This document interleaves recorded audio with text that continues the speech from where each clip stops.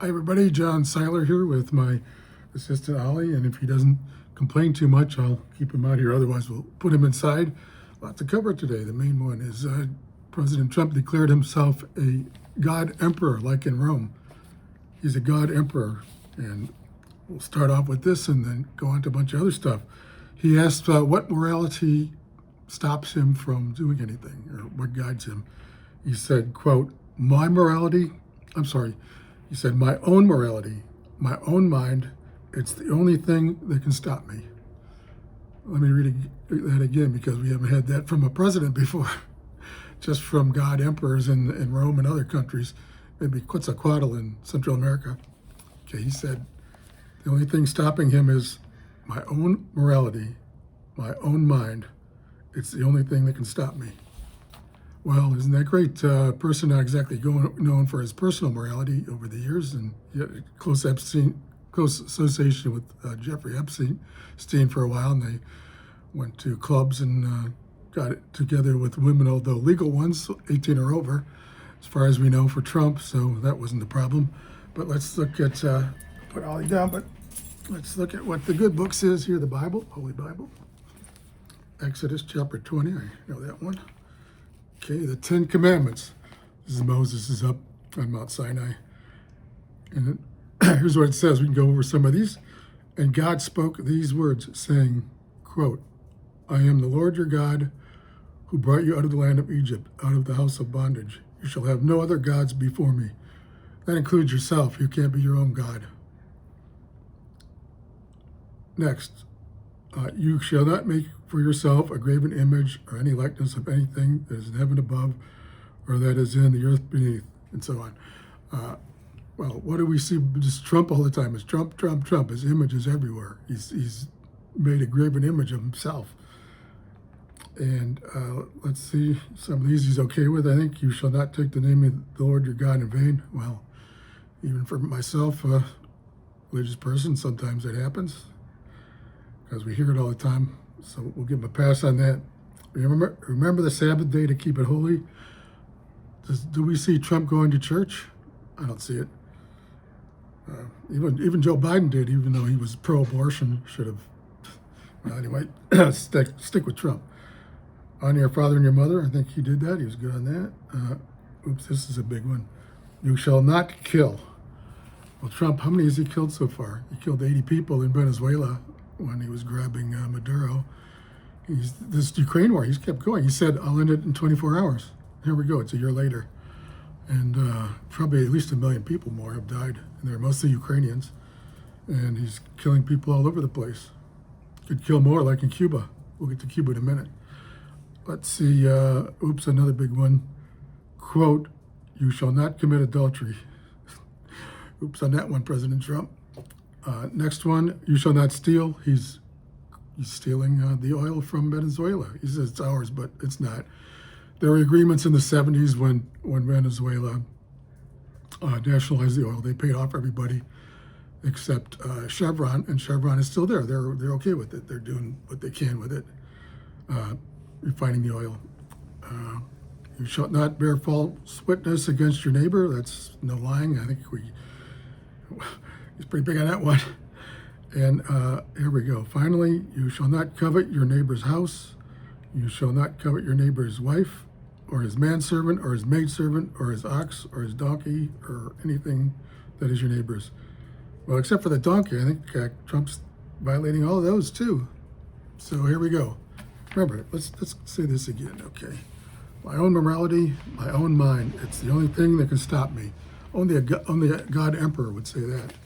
So let's look on a good thing here. Let me get some coffee here.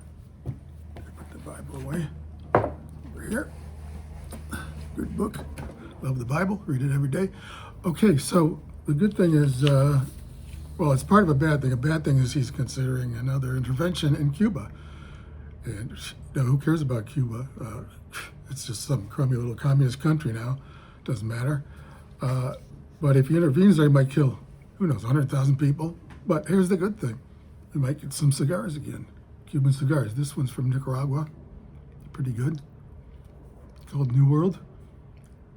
New World cigar. You're not supposed to smoke in Irvine everything is illegal in Irvine practically, and both the city of Irvine and the Irvine Company ban it.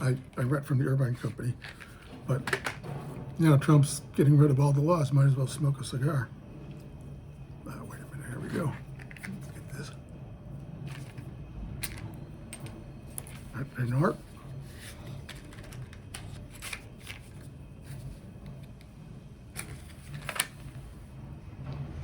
Oh, I better not. I should follow the law, even if the God Emperor does not. And there's another aspect to this. If you know anything about there's a philosopher named Nietzsche, Friedrich Wilhelm Nietzsche, and he was an atheist and wrote a lot of books. I read all of his books actually, except the last one. I read parts of it. It was published posthumously, but all the ones from his life. And he had this thing called transvaluation of values. So just think what it says. There are these values we have, like international law. You're not supposed to invade countries. You're not supposed to kidnap a president of another country, according to the Vienna Accords. But Trump did that. We have these values, and he transvalued them. He transvalued all values. That's what Nietzsche said to do. Because Nietzsche really hated Jesus Christ. He wrote a book called The Antichrist.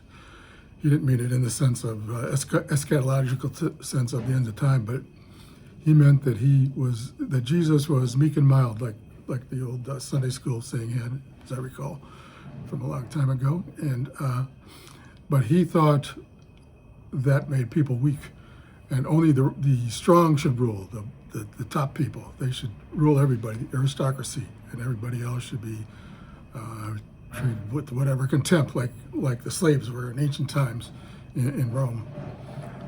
So he considered that, and isn't that what Trump is doing? He's doing what he wants to. He's taking over everything, transvaluation of all values, just getting rid of Christian morality entirely, even though he pays lip service to Christians because he needs them for votes. He needs us for votes. Hey, I voted for him 6 times. I supported him till last summer when he bombed Iran and then didn't release the Epstein files and blamed the whole thing on the Democrats, even though he promised us the Epstein files. And he promised, remember, no regime change wars. He's going to be the peace president.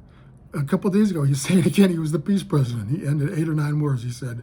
Or he said 8 or 9 and a quarter wars. We have a war again between Cambodia and Myanmar. Used to be called Burma. Used to get a Burmese shave in the old days. But, it's just preposterous. He's starting all these wars.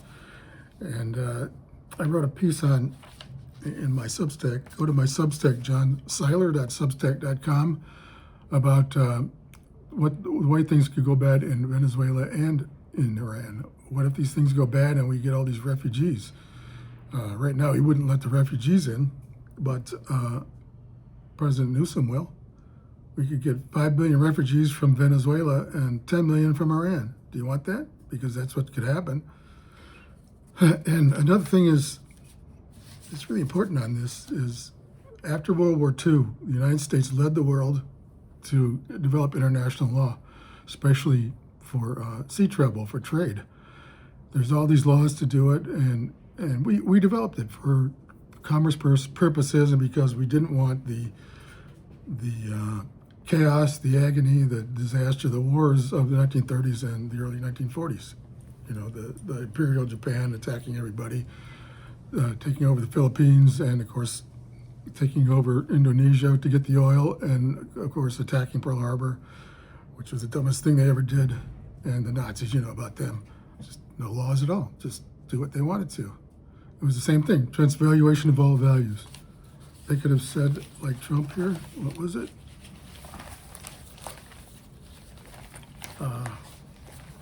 That he makes his own law. Here it is. Okay. My own morality, my own mind. It's the only thing that can stop me. That's what was before World War II and during it.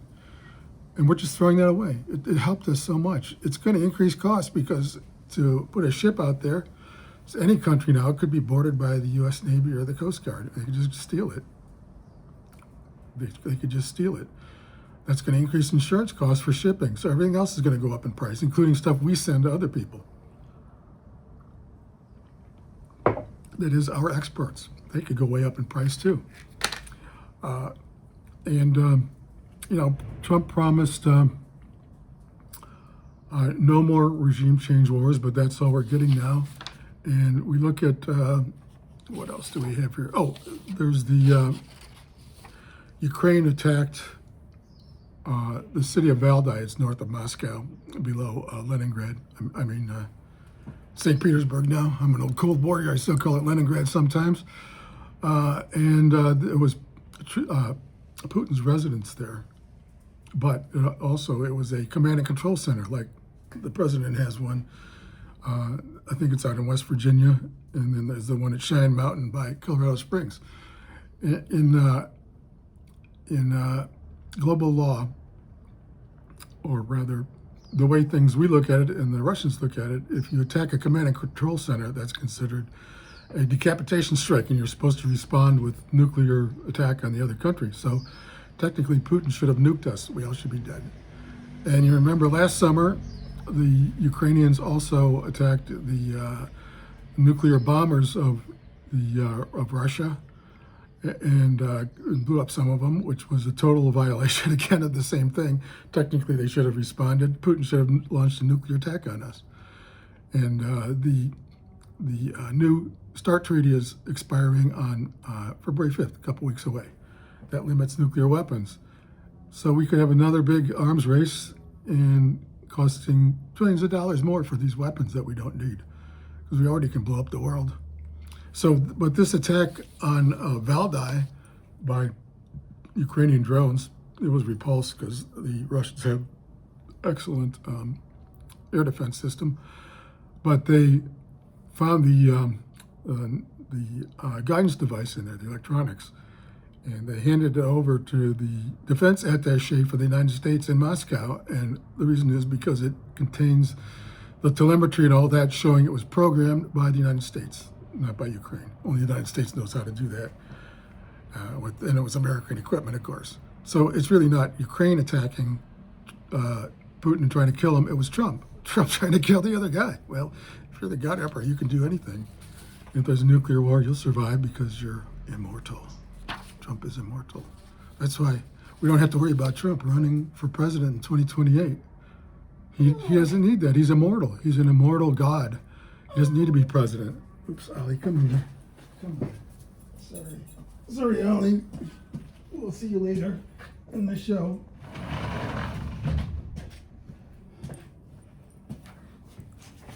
Ollie likes to get into the neck. He wants to be a God Emperor dog, take over everything. He certainly takes over my life. I also wrote something about, if you go to my Substack, johnseiler@substack.com, but also on this, please like, subscribe, and pass it around, this YouTube. And I had some good comments last time. I always respond. I think I was a little bit late, but I'll check them later today and tomorrow. I'll be more prompt this time. And so anyway, I pointed out in this business in Minnesota, where in Minneapolis, where the woman was killed by the ICE. I pointed out the origin of all this is in 1992, on December 4th, when President Bush sent troops over to Somalia to intervene in their civil war and feed people and whatever. And soon he left office. Clinton was coming in a couple weeks, and then Clinton got stuck with it. And you had that Black Hawk Down incident. They made a really good movie out of it by Ridley Scott. Came out in 2001, I think. It's one of the best war movies ever. And so that started our intervention in there. We've been intervening ever since. It didn't help because we're still there. It was 33 years ago. 33 years ago, we intervened in there. And here we go. Bush said, this is the quote. If you go to my Substack, it has the video in there if you want to subject yourself to George W. Bush again. Remember, read my lips, no new taxes. He said, only the United States has the global reach to place a large security force on the ground in such a distant place, quickly and efficiently, and thus save thousands of innocents from death. But many tens of thousands, hundreds of thousands have died since then, so what good was it? And last year alone, I have the link in my Substack article, Last year alone, President George W. Trump bombed Somalia 127 times. 127 times. So what good has this intervention been there? So we wrecked their country. They come over to our country, cause all these problems. Up in Minneapolis, something like 70% of them are on welfare, and we have all this welfare fraud now. It might be involving Governor Walz and some of the other politicians in the state. They got their cut, from the graft, from the crooked stuff. So this is what happens with these interventions, and it could happen again with Cuba, with Venezuela, with Iran, with Nicaragua, where the cigar was made, with where else? Oh, Colombia. There, I guess Trump is talking to the guy over there, the leftist, which brings up something interesting. These countries, including Cuba, Nicaragua, Colombia, and Venezuela, they have these leftist leaders, and I guess they didn't notice the Soviet Union died in 1991. It's gone. There's no more socialism. It doesn't work. It didn't work. China got rid of it in the late 1970s, and they moved to, and now they have a bigger economy than we do, 30% bigger than ours. They're advancing in science and technology. They have the manufacturing base of the world now. We used to have it. So socialism doesn't work. If you want to, these regimes can maintain power, but have a Chinese system where they allow competition, they allow free markets, mostly. Not entirely, but we don't either. We subsidize all kinds of businesses and companies, and I had one here. Here we go, let's see. Where's this one? Anyway, it was about, I call this behind the news. Anyway, it was about Trump's family and gonna make more money somewhere else because of all of his decisions, his interventions, his whatever. So we all have these kind of mixed economies now. There's a kind of socialist base for education and roads and that kind of stuff, and some countries do it better than others. In this country, the roads are garbage, the schools are terrible, at least in California. Some states, they're better. New York Times had a story, where was it? Well, somewhere. There we go. They had a story about, there we go, how Mississippi transformed its schools to become the nation's envy. They were like as bad as California, like 48th, 49th place on test scores. Now they're like 25th, 24th. They went up to the middle. I read about that a couple of years ago. They finally caught on to me on this. But the thing is, we have our own problems here that we need to solve at home, not going on gallivanting all over the world, doing all these things and trying to solve everybody's problems when it just makes everything worse, like in Somalia. And then we also have just another little bit of good news. Treasury Secretary Bessent says great economic growth ahead in 26. That's probably true. I predicted this a year ago. I'm against tariffs, but I said if you have some reasonable tariffs, they would be offset by good cuts in income taxes and regulations, which is what happened. Trump cut regulations and taxes quite a bit. That's the good part. The tariffs, well, you need money for the government somehow. So they were more than offset by the good ones, except for his wild parts where he does whatever, put 100% on China, 100% tariffs, and then they say, well, we're not going to give you the rare earth minerals anymore. And Trump says, well, okay, well, let's negotiate. We'll get rid of the tariffs, and you give us the rare earth minerals. And then he says, I'm the world's best negotiator. He's the God Emperor, after all. So, let's see. And here we go. Trump team works up sweeping plan to control Venezuelan oil for years to come. And the funny thing is, they had this meeting with the top oil executives, and the top guy from ExxonMobil said, we can't. It wouldn't be a good investment. And Trump's mad at him now. You're not going to get any of the spoils from looting Venezuela. But the ExxonMobil guy is right, because this is really, really thick, charry oil. It's hard to refine. And it's only when the oil price goes up a certain amount, then it's valuable. It's worth digging it out, sucking it out, or whatever they do. That's the only time it's valuable. Right now, it's not all that valuable. Some of it is, but the rest isn't. So, and the idea is to reduce, to get this stuff from Venezuela, get the oil, refine it, and reduce gas prices in America. But if he does that, then the oil prices go down globally. And for example, the Bakken oil fields, the shale oil up in North Dakota, it doesn't make sense to get that stuff anymore, to get it and refine it. So that means the people in North Dakota, a nice red state, always votes for Trump. Kristi Noem's from there, right? I think North Dakota. So they'll be hurt. All those guys that went up there to work in the oil fields and make a lot of money, well, they'll be leaving. They'll come and be homeless in Los Angeles or somewhere. And so this is always the problem, why you shouldn't interfere in markets like this. Just let them work. Well, I mentioned before, what we should do is take the sanctions off Cuba and Nicaragua and Venezuela. Just let them prosper. Send our businesses down there, develop their middle class, and the middle class then will grow and take care of these dictators. It will replace them. It's not too hard to do, not too hard to figure out. So that's pretty much what I have today. And let's see, should I have a cigar and violate the law in Irvine? It's a beautiful day here, isn't it? Where's Ollie? Let me get Ollie first. Okay, stick around here for a minute. Come on, come on, Ollie. Come on.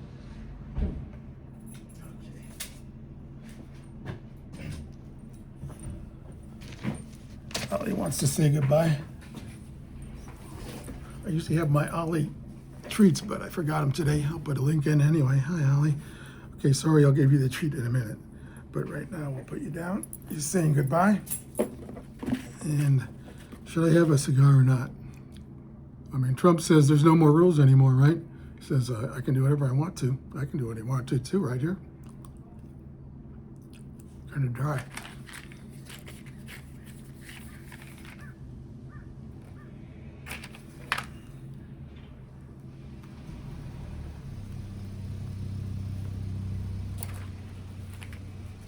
There we go.